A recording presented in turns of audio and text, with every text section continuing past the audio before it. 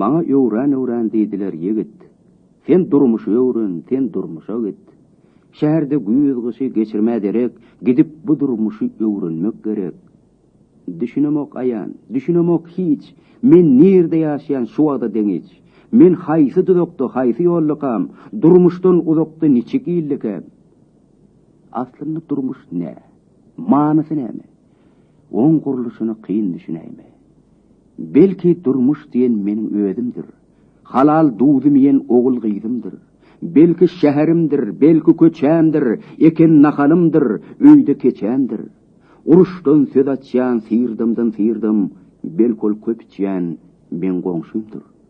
Belkol odumdur murtlar towly, belkol nadimdir hikmetiň ogly. Belkol kapymdan akýan suwumdur, oňotluk hakyna hoş arzuwumdur. Tallar derekleri sinap duruşumdur. Düýpsiz ýürekleri gorjap ýürüşümdir. Belki durmuş diýen doýgu serimdir. Men örän söýen adamlarymdyr. Maňa öwran diýdiler ýigit. Sen durmuş öwren, sen durmuşa git. Ýurdundan kogulan bir aşyk diýin. Men bulardan geçip niräge diýin.